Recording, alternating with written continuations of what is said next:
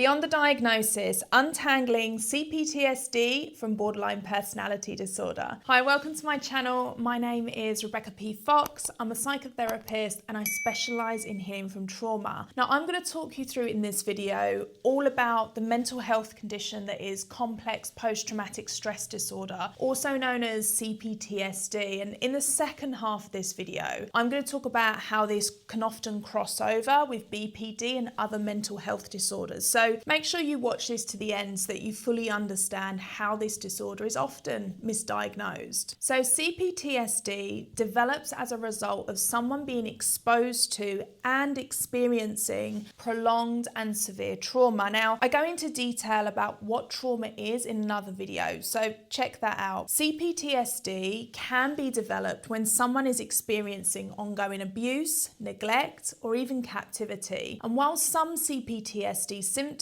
may be more apparent, there are others that are less obvious, but they're still significant when it comes to impacting someone's life. So I'm going to talk you through the 5 less obvious CPTSD symptoms. And the first one that I want to talk to you about is emotional flashbacks. Emotional flashbacks are very intense and overwhelming emotional reactions that are triggered by certain situations, people, or events that will remind that person of past traumatic experiences. And unlike regular memories, they can lead to emotional dysregulation, interpersonal conflicts, and difficulties when it comes to forming stable relationships. Now, I want to touch on the difference between a memory and an emotional flashback because they are very different things. And when we're dealing with a regular memory, it's like a photo from the past where you remember specific details about an event, like what happened and who was there, but there's not a strong emotional connection to it. Whereas an emotional flashback, this is where you suddenly feel very intense emotions from the past, even though the current situation doesn't seem to warrant such strong feelings. It's almost like being caught in a sudden emotional storm from a previous time. So regular memories are about recalling events, while emotional flashbacks are about experiencing old emotions without clear reasons for you to experience them in the present moment. So understanding this difference really will help in healing and managing emotions better.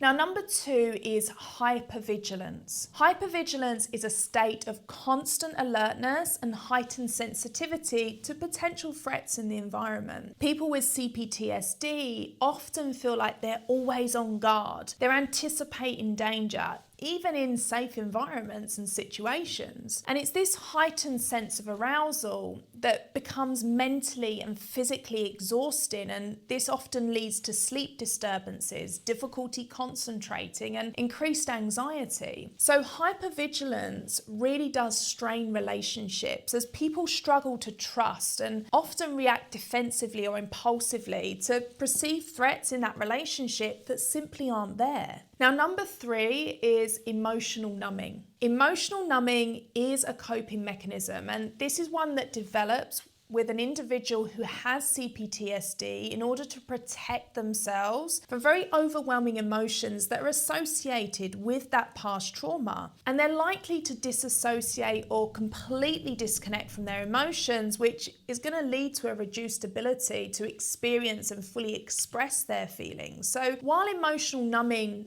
can help in the short term, it does cause challenges in personal relationships as the person seems very distant or unresponsive emotionally. And I'm sure you've all heard that term of someone being emotionally unavailable. And this is exactly what I'm talking about here. When someone's emotionally unavailable, what they're doing is numbing their emotions, highly likely due to a trauma that they've experienced, and they're now protecting themselves as a result of that. The problem is when someone does numb their emotions, it really does interfere with their ability to make good decisions, which ultimately hinders any personal growth or self-awareness, which is also what strongly impacts relationships. Now, number 4 is self-defeating behaviors. People with CPTSD will engage in self-defeating behaviors, and they do this as a way to cope with feelings of worthlessness, and this is as a result of their traumatic experiences. The behaviors that I'm talking about in particular here are self-sabotage, self-harm, substance abuse, and engaging in toxic relationships. It's not uncommon for someone with CPTSD to be in a toxic relationship. And by unconsciously repeating these patterns from the past, people tend to find themselves trapped in very negative cycles. And this really does undermine their chances of healing and achieving their personal goals. Looking into these cycles that seem to get repeated that are not helpful are a key component to the healing process. Number 5 is a chronic sense of shame. CPTSD leads to a very persuasive sense of shame, and the reason for this is that that individual almost feels responsible for the traumatic events that they've experienced. And this shame becomes very deeply ingrained, and it manifests in various aspects of that person's life. They're very likely to struggle with low self-esteem, and they will avoid seeking help or support and just isolate themselves so that they avoid any judgment from others. And this chronic sense of shame, it really does hinder someone's ability to grow in life and create good connections. It has an impact on the way that they set boundaries, and in fact, healthy boundaries are something they're not aware of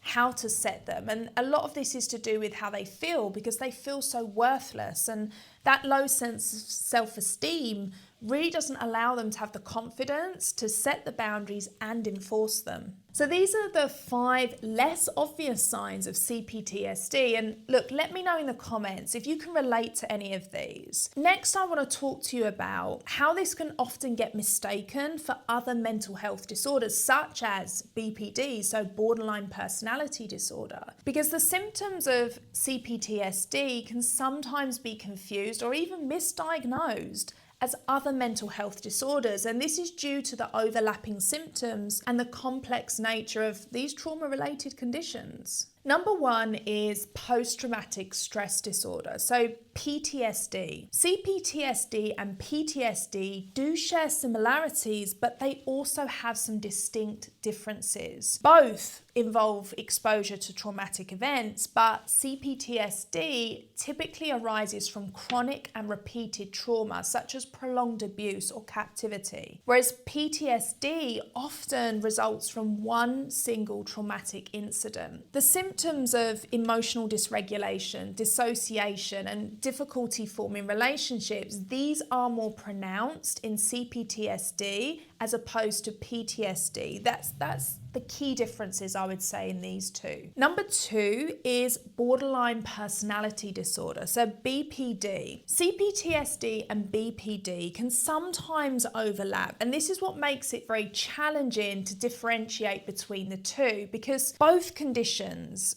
are likely to involve difficulty in regulating emotions, and they have unstable relationships and have a history of childhood trauma. BPD really is characterized by a persuasive pattern of instability in self-image, identity, and interpersonal relationships, whereas CPTSD, that primarily stems from trauma-related experiences. Number 3 is major depressive disorder, so MDD. People with CPTSD may experience symptoms of depression, such as persistent sadness, loss of interest, and feelings of hopelessness. And this can overlap and lead to a misdiagnosis here, especially when the underlying trauma history is not adequately explored. A thorough assessment is really necessary here to differentiate between CPTSD and MDD and actually identify the traumatic experiences that are contributing to the symptoms that the individual is presenting. Number 4 is generalized anxiety disorder, so GAD. Individuals with CPTSD, they often experience hypervigilance. This is also a very common symptom of GAD, and both conditions can involve excessive worrying and difficulty relaxing, so it's no surprise that these tend to get misdiagnosed. Those with CPTSD-related hypervigilance, this will typically come from a history of trauma, so they need to be alert for potential threats, whereas GAD, they tend not to have a specific trauma origin. I can't stress enough how crucial it is to approach mental health assessments with a comprehensive and trauma-informed lens, so that